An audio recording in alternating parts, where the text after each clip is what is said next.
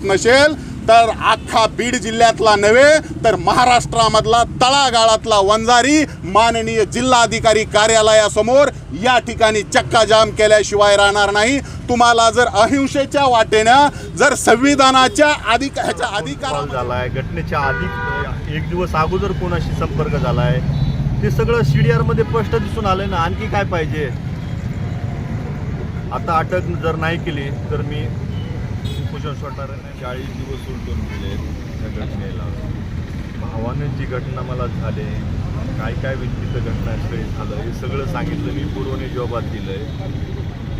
साक्षीदार घटनास्थळी झालेले ते सगळे सांगतायत, कोर्टात सांगतायत। आणखी काय पुरावे पाहिजेत? आता तर CDR समोर आलेत, SIT प्रमुखांनी स्वतः दाखवले CDR मध्ये घटनास्थळी घटनेच्या आधी कोणाला फोन कॉल झालाय, घटनेच्या आधी एक दिवस अगोदर कोणाशी संपर्क झालाय, ते सगळं CDR मध्ये स्पष्ट दिसून आलं ना। आणखी काय पाहिजे?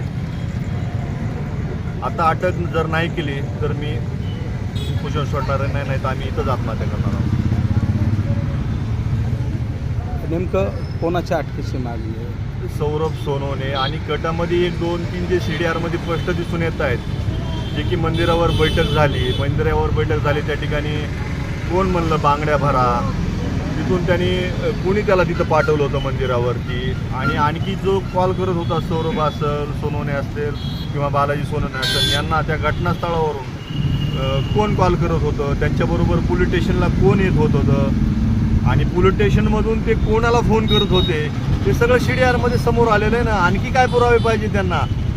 प्रशासनात किती अंत पाहायचा आमचा? आम्ही एक लहान भटक्यामुक्त जातीमधून असल्यामुळं, वंजारी समाजात लहान समाज असल्यामुळं प्रशासन आमची दखल घेत नाही का? मुख्यमंत्री साहेब आमची दखल घेत नाहीत का? एकाला एक न्याय आणि एकाला एक न्याय हे काय?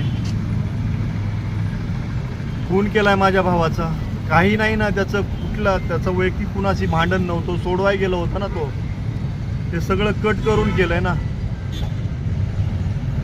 राजकीय पाठबळ आहे का? मग राजकीय दबाव 40 दिवस उलटून गेलं तरीही आरोपीला अटक करत नाही। मग आता राजकीय आहे का वरिष्ठांचा आहे? आता तुम्हीच समजून घ्या ना, दबाव आहे का नाही। सगळ्यात महत्त्वाचा मुद्दा असा आहे, आजपर्यंत उपोषणाची वेळ आली म्हणजे अत्यंत ही वेदनादायी वेळ आहे। गेले 40-45 दिवस हे हत्याकांड होऊन अद्याप कसल्याही प्रकारचं पोलीस प्रशासन दखल घेत नाही। पोलीस प्रशासन संबंधित फिर्यादी रमेश गुले आरोपींची नावं घेत आहेत, साक्षीदार आरोपींची नावं घेत आहेत। 164 माननीय न्यायालयाच्या समोर त्या ठिकाणी जबाब दिला, त्या जबाबामध्ये जे कोणी आरोपी आहेत त्या आरोपीची नावं त्या ठिकाणी निष्पन्न झालेली आहेत, ती माननीय न्यायालयाच्या समोर मांडण्याचं काम केलं।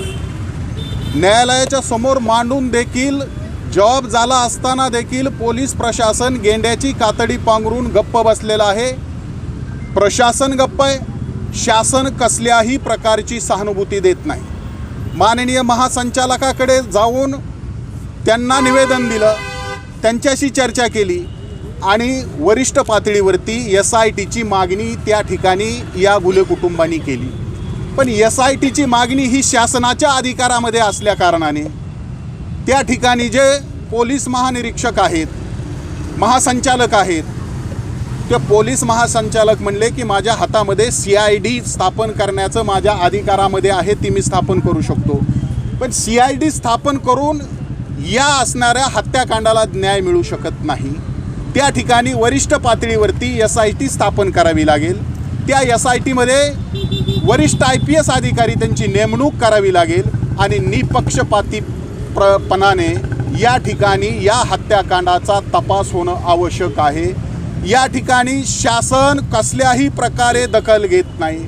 मग एखाद्याची जात जर लहान असेल आणि त्याला वेगळा न्याय, एखाद्याची जात जर मोठी असेल त्यांना वेगळा न्याय, या पद्धतीनं जर शासन किंवा माननीय मुख्यमंत्री व या महाराष्ट्राचे गृहमंत्री करीत असतील तर आमचं ठाम म्हणणं आहे की माननीय मुख्यमंत्र्यांना जी OBC मधले लहान लहान घटक, लहान लहान जाती यांनी संपवायचा ठेका घेतला की काय, हा प्रश्न आमच्या लहान जातीच्या मनामध्ये येतो।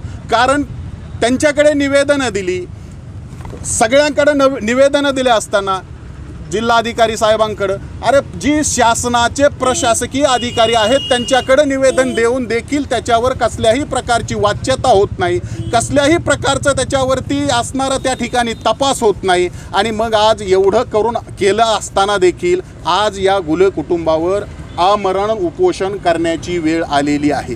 मग आमरण उपोषण या ठिकाणी एवढ्यापुरतं थांबणार नाही. आमची जात जरी लहान असेल, आमची वंजारी जात जरी लहान असेल तरी आम्ही स्वाभिमानी आहोत. आम्ही गावोगाव फिरू, प्रत्येक तालुक्यात फिरू, जिल्ह्यामध्ये जेवढे वंजारी समाजाचे रस्त्यावरचे घटक आहेत, जे समाजसेवेमधले घटक आहेत, त्यांच्याशी आम्ही त्या ठिकाणी जाऊन त्यांच्याशी संगत आम्ही विचारपूस करू, त्यांचा विचार विनिमय करू.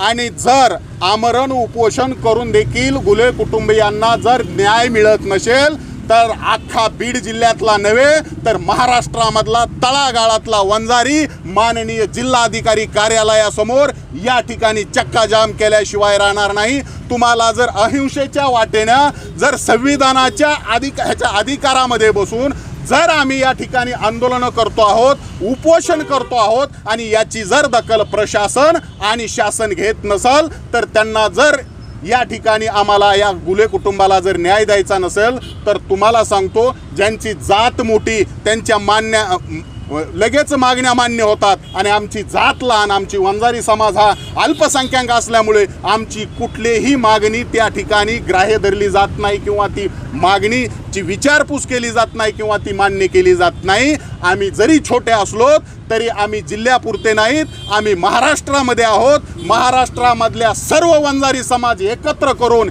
या ठिकाणी आंदोलन कसं असतं हे देखील आम्ही प्रशासनाला आणि माननीय शासनाला, मुख्यमंत्र्याला, गृहमंत्र्याला आम्ही दाखवून देऊ. तेव्हाच आम्ही गप्प बसू.